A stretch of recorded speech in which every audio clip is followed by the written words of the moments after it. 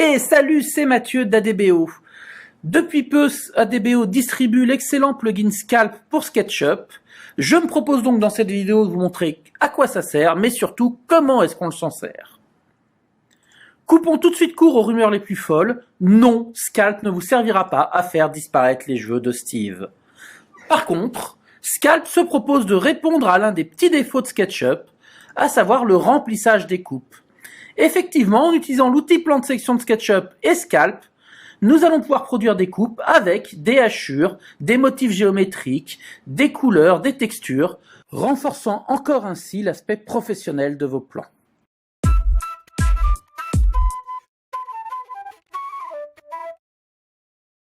Première question à se poser, c'est comment se procurer Scalp? Eh bien, c'est assez facile, puisqu'en allant dans la 3D Warehouse, dans l'extension Warehouse de SketchUp, vous allez pouvoir télécharger la version d'évaluation de Scalp. Vous allez dans l'extension Warehouse, vous tapez Scalp, et il va vous proposer rapidement le plugin Scalp pour SketchUp que vous pourrez du coup télécharger et installer à partir d'ici. Une fois le téléchargement et l'installation effectués, vous aurez accès dans Affichage barre d'outils à la barre d'outils Scalp. Elle est ici. La première fois que vous cliquerez sur le bouton d'utilisation de Scalp, le petit rond qui est ici, il va vous proposer d'activer votre licence Scalp. Alors, soit vous activerez une licence que vous pouvez acheter, je vous le rappelle, sur le site d'ADBO dans la rubrique logiciel, soit vous appuyez sur Trial si vous voulez faire une version d'évaluation pour tester Scalp pendant quelques temps. Il faudra bien penser à la fin à cocher la case qui est ici et à cliquer sur le bouton Activate.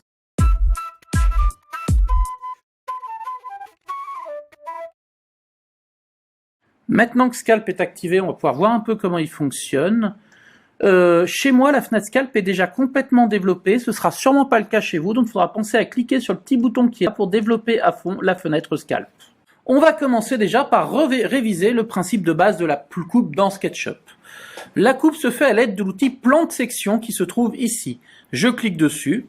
Je fais un clic sur une surface pour indiquer dans quel sens je vais faire mon plan de section. Par exemple, si je clique sur le plafond, je fais une coupe à partir du plafond. Hop là. Alors que si je viens cliquer sur la surface ici du bord de mon terrain, ma coupe sera alignée sur le bord du terrain. Coupe que je pourrais faire après dans le sens que je veux. Ou encore, je pourrais venir cliquer par exemple sur la façade sur laquelle je veux m'aligner. Celle-ci, un clic, et je déplace mon plan de section. Donc le plus important avec un plan de section, c'est de bien l'orienter. Par exemple comme ça. Le principal défaut des plans de section dans SketchUp, je vous l'ai dit tout à l'heure, c'est que les coupes sont vides, ce qui n'est pas très joli, ce qui ne fait pas très professionnel. Donc il va falloir trouver un moyen de le remplir, et c'est ce moyen-là que nous propose Scalp. Scalp est un excellent moyen. Le principe est simple. Je prends, au lieu d'utiliser l'outil plan de section de SketchUp directement, je vais l'utiliser par le biais de Scalp. C'est-à-dire que je viens cliquer sur le petit bouton rond de Scalp, hop là, et je fais apparaître du coup cette fenêtre, et tant que cette fenêtre sera visible, les options de Scalp seront actives. Ensuite, je clique sur le bouton plus qui va démarrer un plan de section de SketchUp, mais lié au réglage Scalp. Je clique, je viens poser mon plan de section par exemple sur ma façade qui est ici, et ensuite, il va me proposer déjà des options complémentaires, notamment de nommer la section, donc je vais l'appeler élévation sud. Il me propose également de créer une scène. La scène, c'est très pratique quand on a plusieurs coupes à la fois, ça permet de passer de l'une à l'autre, d'un plan de section à un autre. Moi, je vais pas le faire pour aujourd'hui, mais on peut le faire, ça peut servir. Et je dis OK. Ensuite, ce plan de section se manipule comme tous les autres, c'est-à-dire que je peux le déplacer dans un sens ou dans l'autre, il n'y a aucun problème, tout va bien. Mais l'avantage, c'est que ce coup-ci, il a généré automatiquement une surface avec une texture pour fermer mes coupes. C'est à ça que va nous servir Scalp, c'est l'intérêt principal de Scalp.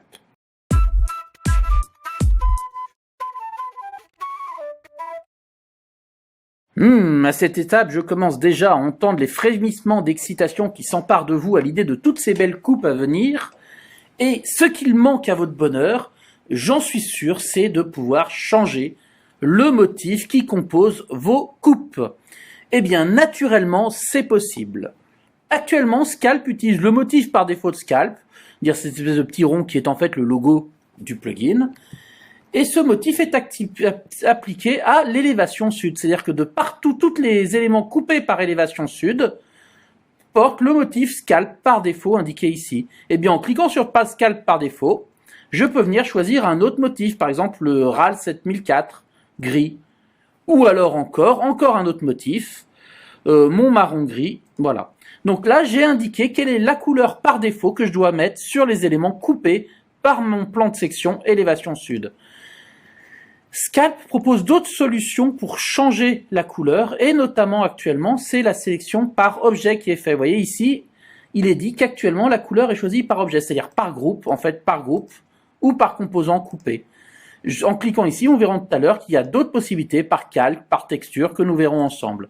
On va commencer par objet parce que c'est la solution la plus simple, mais surtout c'est la solution la plus souple. Par exemple, ici, j'aimerais que mon sol soit d'une jolie couleur verte. Eh bien, je sélectionne l'objet du sol, hop là, un clic. Je vais ici, et maintenant qu'il est sélectionné, comme je suis en sélection par objet, eh bien, vous voyez qu'ici, je peux voir la couleur de l'objet sélectionné, Scalp défaut. Si je clique ici, je peux venir choisir une autre couleur, par exemple, mon vert terrain. Et hop, mon terrain a pris la couleur. Je peux répéter l'opération sur les autres éléments de mon sol et venir comme ça, clic après clic, appliquer objet par objet la couleur qui m'intéresse. Je pourrais faire pareil, par exemple ici. Pour dire ça, j'aimerais que ce soit d'une autre couleur. Je vais le mettre dans mon gris RAL, c'était pas mal. Donc je le sélectionne, un clic avec mon outil Scalp. Du coup, là, il est activé et je viens choisir une couleur grise. Et voilà, là, j'ai laissé le reste en couleur par défaut parce que ça m'allait bien. Vous voyez que j'ai choisi objet par objet mes coupes. L'un des gros avantages de Scalp, c'est qu'il travaille à fond avec les groupes et les composants. Cette méthode qu'on vient d'utiliser, affecter des couleurs à nos coupes by object, par objet sur l'élévation sud naturellement, est vraiment bien parce qu'elle est précise et souple. Par contre, ça n'est ni la plus simple ni la plus rapide, notamment si on a affaire à des modèles un peu complexes. Par exemple, j'ai deux autres méthodes qui s'offrent à moi, enfin plus en vérité, mais moi je vous en montrerai deux autres, qu'on trouvera en cliquant sur le petit cube à côté de by object. Trois méthodes nous sont proposées en premier, pattern by object, pattern by layer et pattern by texture. La plus simple, la plus rapide, c'est pattern by texture, ce qui veut dire motif, pattern ça veut dire motif, par texture. Je clique dessus et là automatiquement SketchUp va appliquer un motif qui est lié à la couleur de base que j'ai mis sur le groupe ou sur le composant dans SketchUp. On retrouve par exemple bien le motif ici ou là. C'est évidemment la solution la plus simple et la plus rapide puisqu'en général dans SketchUp on a soigneusement appliqué à l'avance nos couleurs. Deuxième solution très intéressante, c'est d'utiliser les calques.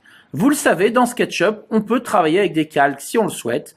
Si vous avez bien travaillé avec vos calques, c'est une solution qui va vous sembler très intéressante, très efficace. Au lieu de by texture, ce qui est le cas actuellement, je vais cliquer sur le petit bouton à droite gauche et je vais choisir la solution pattern by layer. Pattern, ça veut dire motif.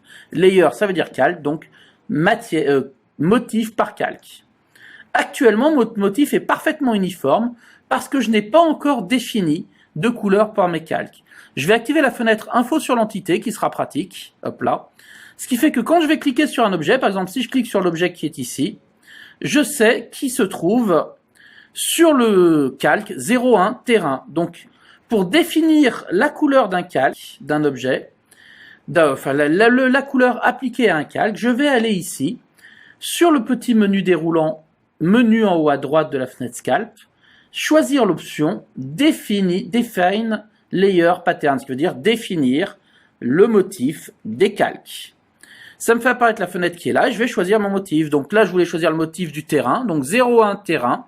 Je clique sur ici et je choisis la couleur de SketchUp que je souhaite appliquer. Donc je vais reprendre mon vert terrain pour le moment. Et automatiquement, tous les objets qui se trouvent sur le calque terrain seront coupés dans cette couleur. Par exemple, j'ai un autre calque ici qui s'appelle aménagement terrain que je peux changer. Je vais mettre ici mon RAL. Tiens, on va changer un petit peu. On va mettre mon gris. Hop là. Et du coup, cette partie devient grise. Et j'ai encore un autre calque dans le terrain qui est intéressant qui s'appelle terre et gravier, sur lequel je vais appliquer une autre couleur.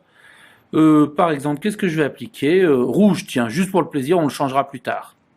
Et hop, tous les objets qui se trouvent sur terre et gravier sont changés. Ce qui est très pratique si on a beaucoup d'objets différents à colorier, ça nous évite d'avoir à les faire un par un, comme c'est le cas ici. Donc, trois solutions pour appliquer nos couleurs dans Scalp. Par objet, Et là, c'est moi qui définis un par un, une par une, les couleurs sur les groupes et les composants coupés. La plus souple, mais la plus lente. Par texture, très rapide, mais par contre, ça prend obligatoirement les couleurs que j'ai mis dans SketchUp. Et par calque, extrêmement intéressante, si à l'avance dans SketchUp, j'ai travaillé soigneusement en séparant mes différentes catégories sur différents calques.